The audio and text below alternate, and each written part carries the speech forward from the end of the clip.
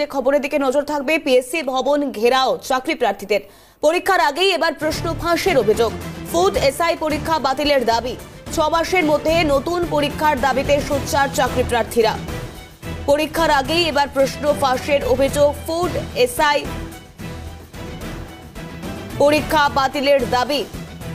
6 মাসের মধ্যে নতুন পরীক্ষার দাবিতে সোচ্চার চাকরি প্রার্থীরা।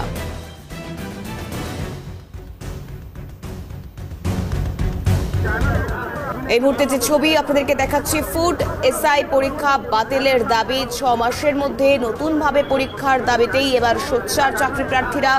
কারণ যেমনটা অভিযোগ, তাতে পরীক্ষার আগেই প্রশ্ন ফাঁসের অভিযোগ। পিএসসি ভবন ঘেরাও করে বিক্ষোভ চাকরি প্রার্থীদের।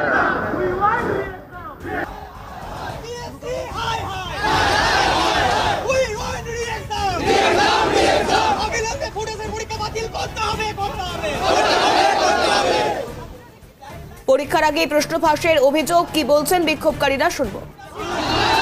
এই ফুড এসআই যে পরীক্ষা গত 16 তারিখ এবং 17 তারিখে কন্ডাক্ট করা হয়েছিল, সেখানে প্রচুর পরিমাণে দুর্নীতি হয়েছে। পরীক্ষা শুরু হওয়ার দেখা যাচ্ছে, পরীক্ষা শুরু হওয়ার ঠিক আধ ঘন্টা 40 মিনিট আগে পরীক্ষার উত্তরপত্র ফাঁস হয়ে গেছে। অ্যান্সার কি বেরিয়ে গেছে, তারা এই সমস্ত উত্তরপত্র দেখে তারা পরীক্ষায় প্রশ্ন দিয়েছে, উত্তর দিয়েছে। এবং সবথেকে বড় হচ্ছে যে পরীক্ষায় যে উত্তরপত্র আমরা করেছি ওএমআর শিটে, সেখানে কোনো কার্বন কপি ছিল না, যার ফলে আমরা কোনো প্রমাণ দেখাতে পারবো না যে আমরা কি পরীক্ষা কতগুলো অ্যান্সার শিট করেছি, কোন অ্যান্সার করেছি।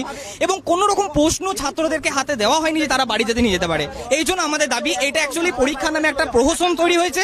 এই প্রহসনটাকে বন্ধ করে পরীক্ষাটাকে অবিলম্বে বাতিল করতে হবে। আমাদের দাবি হচ্ছে আবার আমাদের রি-এক্সাম নিতে হবে এবং এটা 6 মাসের মধ্যেই আমাদের রি-এক্সামটা নিতে হবে। আমরা এটাও দেখেছি, পরীক্ষা প্রশ্নপত্র আমরা পাওয়ার আগে উত্তরপত্র অনেক অংশ ভাইরাল হয়েছে। সুতরাং এই ভিত্তিতে যদি মেধা তালিকা প্রকাশ হয়, অনেক সাধারণ যারা আমরা জেনুইন ছেলেমেয়ে, তারা কিন্তু মেরিট লিস্ট থেকে বঞ্চিত হব।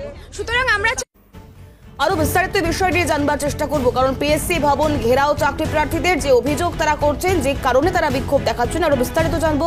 ইন্দ্রনীল আমাদের প্রতিনিধি এই মুহূর্তে টেলিফোন লাইনে রয়েছে। ইন্দ্রনীল, দেখো, রাজ্য সরকারি যে পরীক্ষা, সেই পরীক্ষা কিন্তু গত 2 দিন ধরে হয়েছে রাজ্যে, এবং ফুড এসআই পরীক্ষা, সেই ফুড এসআই পরীক্ষায় দুর্নীতির অভিযোগ তুলছেন যারা চাকরি প্রার্থী রয়েছেন তাদের তরফ থেকে। এবং সেই মতোই কিন্তু তারা আজকে পিএসসি ভবনের সামনে বিক্ষোভ দেখান 12টা নাগাদ।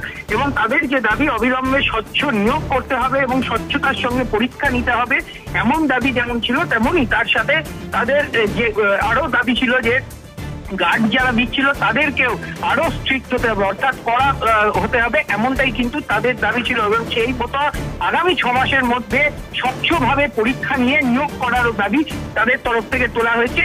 এবং শুধু তাই নয়, যদি না হয় তাহলে তারা আগামী দিনে আরো বৃহত্তর আন্দোলনের পথে যাবে, এমনটাই কিন্তু হুঁশিয়ারি দেওয়া হয়েছে চাকরি প্রার্থীদের তরফ থেকে। তবে যে পরিস্থিতি, তাদের তরফ থেকে বলা হয় যে চেয়ারম্যানের কাছেও তারা এই বিষয়ে ডেপুটেশন দেবে। কিন্তু এখনো পর্যন্ত তাদের যে বিক্ষোভ, সেই বিক্ষোভ কিন্তু চলছিল। কিন্তু আপাতত সেই বিক্ষোভ থেকে তারা অব্যাহতি নিয়ে আগামী দিনে বৃহত্তর আন্দোলনের হুঁশিয়ারি কিন্তু দিয়ে রেখেছে চাকরি প্রার্থীরা। বেশ, ধন্যবাদ ইন্দ্রনীল। ইন্দ্রনীল ঘোষ আমাদের প্রতিনিধি ছিলেন আমাদের সঙ্গে টেলিফোন লাইনে। অন্যদিকে পিএসসির শূন্য পদে দ্রুত নিয়োগের নির্দেশ দিল কলকাতা হাইকোর্ট। রাজ্যকে নির্দেশ দিল কলকাতা হাইকোর্ট। সুপ্রিম কোর্টের পর্যবেক্ষণ উল্লেখ করে প্রধান বিচারপতি বলেন, এই পদে যারা নিযুক্ত হবেন তারা যেন সাধারণের সমস্যা সম্পর্কে ওয়াকিবহাল হয়। চেয়ারম্যান ও অন্যান্য আধিকারিকরা যেন সেই ব্যাপারে ওয়াকিবহাল থাকে। রাজ্যকে নিয়োগের ক্ষেত্রে নজর রাখার নির্দেশ। অভিরূপা হাজরা আমাদের প্রতিনিধি রয়েছেন টেলিফোন লাইনে। অভিরূপা, ঠিক কি নির্দেশ দেওয়া হলো রাজ্যকে? দেখো, প্রধান বিচারপতি ডিভিশন বেঞ্চে এই পাবলিক সার্ভিস কমিশনের অবিলম্বে শূন্যপদ নিয়োগের ব্যাপারটা নিয়ে মামলা ছিল এবং সেই মামলার ভিত্তিতে রাজ্যকে উদ্যোগ নেবার নির্দেশ কলকাতা হাইকোর্টের। কলকাতা হাইকোর্টের আরো পর্যবেক্ষণ যে রাজ্যের এ ব্যাপারে করা সব থেকে উপযুক্ত রাজ্যের প্রশাসনিক কাজের জন্য যে সেটা চেয়ারম্যান বা অন্যান্য আধিকারিকরা যেন অনুধাবন করতে পারে যে যারা নিযুক্ত হবে তারা যেন সাধারণ মানুষের সমস্যা সম্পর্কে ওয়াকিবহাল হন।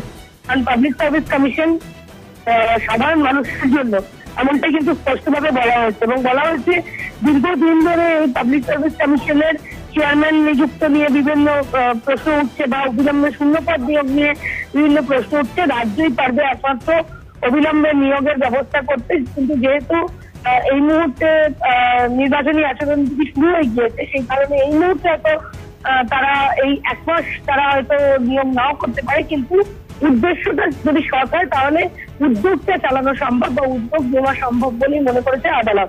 এবং আদালত বলেছেন যত তাড়াতাড়ি সম্ভব নিয়োগ নির্বাচন বিধি শেষ হয়ে গেলে নিয়োগ যেন হয়, তার আগে যে প্রস্তুতি সেটা যেন রাজ্য শুরু করে, এমনটাই নির্দেশ প্রধান বিচারপতি ডিভিশন বেঞ্চের। বেশ, ধন্যবাদ অভিরূপা হাজরা, আমাদের প্রতিনিধি ছিলেন আমাদের সঙ্গে টেলিফোন লাইনে।